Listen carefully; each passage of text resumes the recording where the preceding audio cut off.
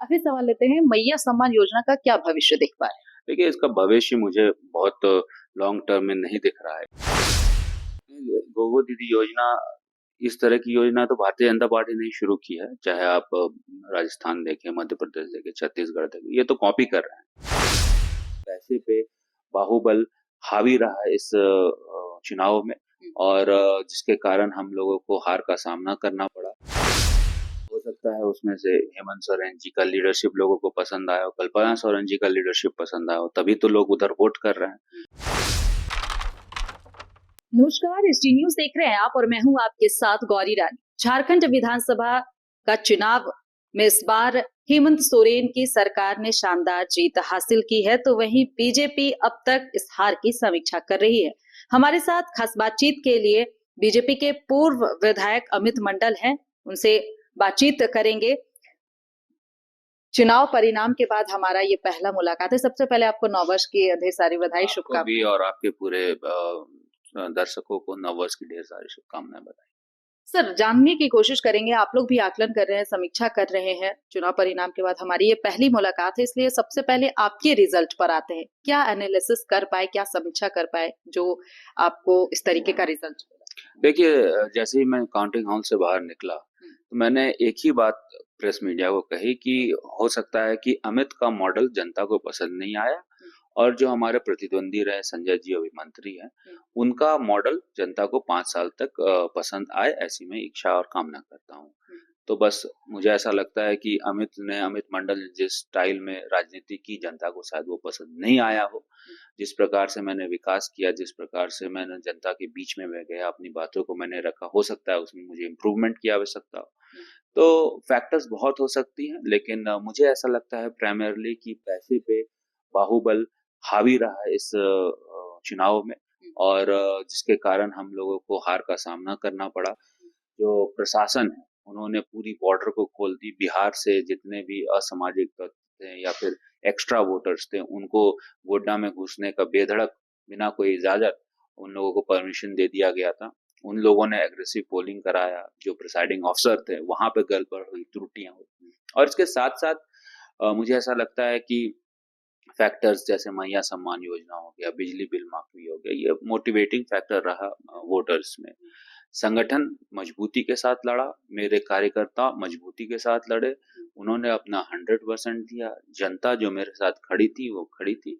अब आवश्यकता है कि 20,000 जनता जो इन प्रकार वोट हमको नहीं कर पाई, भारतीय जनता पार्टी में वोट नहीं कर पाया उन्होंने, तो हम लोग फिर उनका विश्वास जीतने का काम 5 साल में करेंगे, मजबूती के साथ आएंगे, ग्राउंड से शुरू करेंगे और फिर से भारतीय जनता पार्टी का परचम गुड्डा। तो क्या समझ पाए जो ये चुनाव परिणाम आए, ये आप कैसे देखते हैं? क्या ये कल्पना सोरेन को क्रेडिट देंगे, मैया सम्मान योजना को क्रेडिट देंगे, हेमंत सोरेन, किसको? देखिए, चुनाव हारने का या सरकार में आने का सिर्फ एक कोई फैक्टर नहीं होता है। हो सकता है उसमें से हेमंत सोरेन जी का लीडरशिप लोगों को पसंद आया हो, कल्पना सोरेन जी का लीडरशिप पसंद आया हो, तभी तो लोग उधर वोट कर रहे हैं। हो सकता है कि लोग युवाओं के मुद्दों को लेकर वोट नहीं करें। अगर युवाओं को मुद्दे को लेकर लोगों ने वोट किया हो तो निश्चित तौर पर वो जेएमएम को तो वोट नहीं करते। हो सकता है कि हेमंत सोरेन जी के शासनकाल में जितना करप्शन हुआ वो मुद्दा नहीं रहा। हो सकता है हेमंत सोरेन जी ने जो पोषण सखी के साथ बर्ताव 4 साल तक किया वो मुद्दा नहीं तो था। बीजेपी मुद्दे नहीं बना पाई ना, जो आप लोग गोगो दीदी योजना की बात किए या फिर घुसपैठियों की बात की, ये बीजेपी का मुद्दा था। तो ये बीजेपी इस मुद्दे को भुना नहीं पाई, लोगों तक पहुंचा नहीं पाई, ग्राउंड तक आप लोग जा नहीं पाए। गोगो दीदी योजना, इस तरह की योजना तो भारतीय जनता पार्टी ने ही शुरू की है। चाहे आप राजस्थान देखें, मध्य प्रदेश देखें, छत्तीसगढ़ देखें, ये तो कॉपी कर रहे हैं। और अब बिहार भी कॉपी कर रहा है या दिल्ली भी कॉपी करने का प्रयास कर रहा है। ये मॉडल तो भारतीय जनता पार्टी का है, तो इसलिए हम लोगों ने गोगो दीदी योजना उसी के तहत लाया था। मुझे ऐसा लगता है कि भारतीय जनता पार्टी ने जो बांग्लादेशी घुसपैठियों को लेकर जनता के बीच में जाने का प्रयास किया, जनता इस चुनाव में तो नहीं समझ पाई। लेकिन ये सवाल जो है कि ये सही मुद्दा है और अहम मुद्दा है, और ये बहुत ही महत्वपूर्ण मुद्दा है। इसको हम लोग छोड़ नहीं सकते हैं, क्योंकि ये वास्तविकता में ये दिक्कत है, परेशानी है। हम लोग सिर्फ पॉलिटिकल माइलेज लेने के लिए मुद्दों को नहीं ला रहे हैं। हम लोग जनता के लिए किस प्रकार से झारखंड में बांग्लादेशी घुसपैठियों से लोगों को सुरक्षित रखे, इसलिए हमने वो मुद्दा लाया। तो मुद्दा तो रहेगा। इस बार अगर मुद्दा जनता के बीच में ठीक से नहीं जाएगा, हम लोग फिर प्रयास करेंगे, जनता के बीच में जाके इन मुद्दों को रखेंगे, क्योंकि ये मुद्दा जटिल मुद्दा है और ये गंभीर मुद्दा है। आज नहीं जनता समझे, लेकिन कल जरूर समझेगी। अमित मंडल आगे क्या सोच रहे हैं, किस तरीके से इस राजनीति सफर में आगे बढ़े? देखिए, राजनीति तो हम लोग शुरू से, मेरे परिवार जब राजनीति में था भी नहीं तो समाज सेवा ही कर रहा था, और मेरा कोई राजनीति में आने का ऐसा कोई प्लान नहीं था। वो तो आकस्मिक मेरे फादर का निधन हुआ तो फिर मैं आया। जब मैं आया तो लोगों ने प्यार दिया, 2-2 बार मुझे विधायक बनाया। अब 90,000 आसपास मुझे वोट आया है, तो निश्चित तौर पर 90,000 जो वोट मुझे आया है, तो उसके लिए तो मुझे अब खड़ा रहना पड़ा है।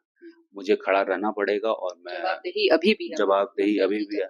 अभी भी अगर कोई आंदोलन होता है, मुद्दा होता है, तो मंत्री के पास जाने से पहले लोग मेरे पास आते हैं, क्योंकि उनको पता है कि मुद्दों को अगर ठीक तरीके से रखेगा तो अमित रखेगा। तो ये जो एक्सपेक्टेशन है लोगों को, उस एक्सपेक्टेशन में मुझे खरा उतरना है, और मेरा पूरा प्रयास है कि मैं क्षेत्र में जनता के बीच में रहूं और उनके मुद्दों को विपक्ष में होने के नाते उठाऊं, और मैं उठाऊं।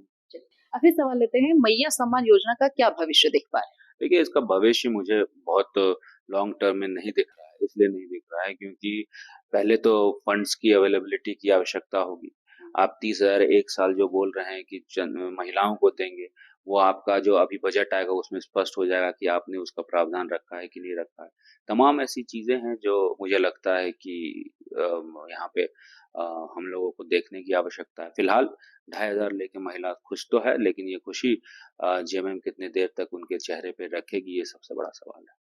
बेहद शुक्रिया हमारे साथ बातचीत।